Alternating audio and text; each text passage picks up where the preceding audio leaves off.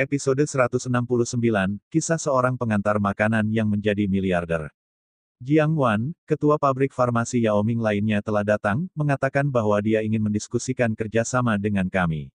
Pada saat ini, Song Min tiba-tiba mengetuk pintu kantor direktur, masuk, memegang informasi di tangannya, dengan penuh kegembiraan.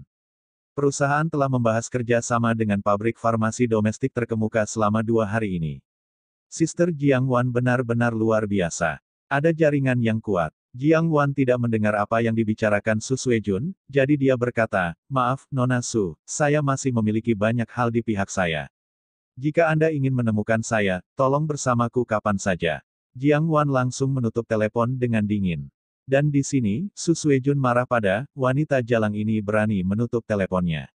Tidak mungkin. Harus menyembuhkannya. Jika tidak, dia sama sekali tidak mengerti celah dengan dirinya sendiri. Jiang Wan memikirkannya sebentar, dan hanya mengatur penampilannya, dan mengikuti Song Min ke ruang pertemuan. Sore hari, William baik-baik saja di rumah sakit, dan tiba-tiba menerima telepon dari Qiao Fugui. "Tuan, ada makan malam di Paviliun Juxian malam ini. Itu adalah ketua perusahaan farmasi keluarga. Mereka mengetahui bahwa Anda berada di Sangjiang dan memohon saya untuk mengatur pertemuan untuk Anda. Bagaimana menurut Anda?" Kata Qiao Fugui. "Baiklah," jawab William, "ini tidak bisa dihindari. Bagaimanapun, Bikan Pharmaceutical tetap membiarkan mereka membantu. Karena semuanya ada di sini, jika tidak baik bagimu untuk menolak, maka sampai jumpa. Kalau begitu aku akan segera memberitahu mereka. Biarkan mereka menunggumu di Paviliun Juxian, apakah kamu perlu aku menjemputmu?" Qiao Fugui bertanya. "Tidak, aku bisa pergi sendiri." Setelah menutup telepon, William menemani Kiki ke 6 atau 7 malam sebelum dia pergi ke Paviliun Juxian. Ke aula, William duduk di sofa, siap menunggu beberapa saat sebelum naik. Nganggur dan bosan, William membalik-balik majalah di atas meja dan tanpa diduga mendengar dua saudari pelayan kertas di pintu berdiskusi. "Lihat, pria itu berpakaian jelek, kenapa dia datang ke hotel kita? Entahlah, tapi cukup menjijikan. Sekarang banyak orang yang makan dan minum seperti ini. Ya, saya mendengar bahwa beberapa orang pergi ke hotel dan berlutut untuk meminta uang ketika mereka melihat orang kaya." William menyeringai dan tidak peduli. "Apakah pakaian Anda benar-benar buruk?" Merasa tidak berdaya, William bangkit dan berjalan menuju lift, yang menyebabkan semua pelayan melirik aneh, seperti kucing yang mencakar orang. Tidak nyaman. Akibatnya, hanya beberapa langkah setelah dia berjalan, dia terhenti oleh teriakan di belakangnya. "William, kenapa kamu di sini?" He Jiarong mengikuti ayahnya saat ini, dan berjalan masuk dari pintu. Begitu dia masuk, dia melihat sosok yang dikenalnya dari belakang. "Bukankah ini sampah William, mengapa dia datang ke Juxian? Tempat yang mewah seperti ini." Begitu William menoleh, dia melihat He Jiarong yang sombong menatapnya dengan dingin, dan tersenyum, ternyata itu Song He, sungguh kebetulan. He Jiarong tertawa, lalu menyeringai sinis, "Oke, William, kamu bisa datang ke Paviliun Juxian jika kamu mahir, kamu tahu itu di mana?" He Jiarong melihat hati William sangat tidak seimbang. Kenapa sampah ini bisa menikahi Jiang Wan? "Juxian Paviliun, ada apa?" William menjawab dengan polos. "Ada apa, kamu berani datang ke sini untuk pemborosan seperti kamu?" He Jiarong melangkah maju dan mencibir. William mengerutkan kening ringan dan melirik He Jiarong. Dia menjawab, "Oh, kali ini, temperamen generasi kedua He Jiarong dan kaya muncul. Pelayan, apa yang terjadi denganmu Paviliun Juxian sekarang, kenapa kamu berani membiarkan orang seperti dia masuk?" He Jiarong menunjuk ke arah William dan berteriak. Jika dia tidak menangani William hari ini, dia merasa tidak senang. Setelah beberapa saat, seorang manajer lobi melarikan diri, dan pertama-tama meminta maaf. Dia minta maaf, "Kelalaian kami, Anda dan Dong He, tolong izinkan saya segera menanganinya." Bagaimanapun juga, dia dengan cemberut berkata kepada William dengan dingin, "Ini. Tuan, tolong segera keluar." William memandang ke arah He Jiarong yang sombong dengan kulit kemerahan, dan bertanya dengan dingin, "Aku di sini untuk makan. Apakah ada alasan bagimu Juxian Pavilion untuk menjauhkan tamu? Itu tergantung padamu sebagai pemborosan. Aku datang untuk makan tanpa mengambil foto diriku dengan air kencing yang basah. Aku benar-benar tidak tahu bagaimana Jiang Wan menyukai pria sepertimu." Jiarong berkata dengan wajah tidak senang, dan kemudian menjelaskan beberapa kata di telinga ayahnya. Ayahnya memiliki wajah berkarakter Cina, sosok sedang, dan perut buncit. Dia melirik William dengan jijik. Ini orang yang merampok pacar anaknya. Ini sangat biasa, Anda bisa memainkannya dengan sedikit. William, aku akan memperingatkanmu terakhir, tinggalkan Jiang Wan. Jika tidak, aku akan membiarkanmu tinggal di tempat tidur selamanya. He Jiarong berjalan ke arah William, mengancam dengan dahi yang kejam, matanya penuh kedinginan. Hati William terbakar, dan dia menatap tajam ke belakang He Jiarong yang telah pergi, cepat atau lambat, dia akan dibersihkan sendiri.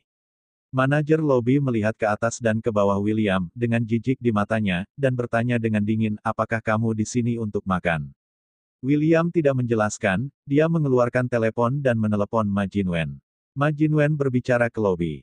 Manajer itu mengucapkan beberapa patah kata. Orang ini segera menjadi seperti anak-anak, dan dengan hormat mengundang William ke lift. Tuan Chen, maafkan saya meremehkan Anda, saya harap Anda tidak peduli. Manajer lobi meminta maaf. William juga mengabaikannya. Naiki lift ke lantai atas. Setelah pintu elevator William ditutup, manajer lobi menghela nafas lega, dan hampir ada yang tidak beres. Pria malang ini sebenarnya mengenal Bos Ma. Saya hampir mendapat masalah. Di lantai atas, William bergegas ke kamar mandi pria dengan segera, hanya untuk bertemu dengan seorang wanita cantik dari kamar mandi wanita. Dengan hidung penuh wangi, seorang wanita bertubuh luar biasa hampir dipukul oleh William. Angka ini sangat bagus sehingga bisa meledak. Tonjolan. Wanita ini terhuyung-huyung dan berdiri dengan kokoh, dan berkata mengutuk, kamu tidak punya mata. Setelah mengutuk, dia menatap William, mendorongnya menjauh, dan menginjak sepatu hak tinggi kecil. Berjalan mendekat, William tercengang. Dia adalah seorang gadis cantik dengan ciri-ciri yang sangat indah, mata besar, dan sedikit merah jambu. Dia mungkin berumur 20-45 tahun, dengan kulit yang sangat bagus dan penampilan yang feminin. Di mana seseorang pergi ke paviliun Juxian untuk menggunakan toilet. Wanita itu bergumam tidak puas. Melihat ke belakang, Via melihat William, seorang pria biasa, dengan mata tertuju pada garis lehernya. Sekilas itu adalah hooligan mesum.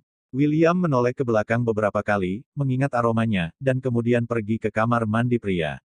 Di sini, wanita itu berlari ke dalam sebuah riang, begitu dia membuka pintu, dia melihat 7 atau 8 pria parubaya duduk di dalam, semua berdiskusi dengan antusias. Melihat wanita itu masuk, salah satu pria parubaya berkacamata tersenyum dan berkata, Tuan Yao, kamu terlambat. Begitu wanita itu memasuki pintu, hampir semua orang di dalam ruangan itu menatapnya, terutama kakinya yang panjang dan sepasang yang berat. Wanita itu duduk, mengesampingkan tas, saya meminta maaf, maaf Tuan Song, ada kemacetan lalu lintas di jalan, Tuan Muda belum datang. Belum, saya baru saja menelepon Tuan Kiao, dan Tuan Chen hampir sampai. Tuan Song saya melihat arloji saya, dan kemudian berkata kepada semua orang, Tuan Muda ada di sini sebentar, Anda dapat menunjukkan antusiasme Anda, tetapi Anda tidak boleh ceroboh.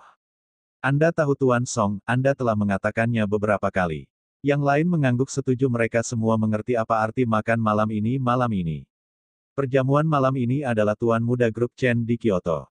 Hampir dari 10 dari mereka di sini mengandalkan Grup Chen untuk makan. Tentu saja, Yao Xin tidak. Dia memenuhi syarat untuk memasuki makanan ini karena hubungannya untuk pengembangan perusahaannya. Yao Xin ingin makan malam ini. Dapatkan bantuan dan investasi dari Tuan Chen itu. Kyoto Chen Group adalah cabang tertinggi yang diimpikan banyak orang untuk didaki. Saat ini, Willia mengikuti instruksi pelayan dan datang ke pintu ruangan dan mendorong masuk. Song Dong segera bangkit dan berlari ke pintu untuk menyambut William. Orang-orang lainnya juga berdiri, menunjukkan rasa hormat. Tuan, tolong. Song Dong mengenali William sekilas dan membungkuk. Dia cukup beruntung bisa bertemu William di sebuah jamuan makan 8 tahun lalu. Masih segar dalam ingatan saya. Sekelompok orang berdiri, semuanya membungkuk dengan hormat, yang membuat William merasa malu.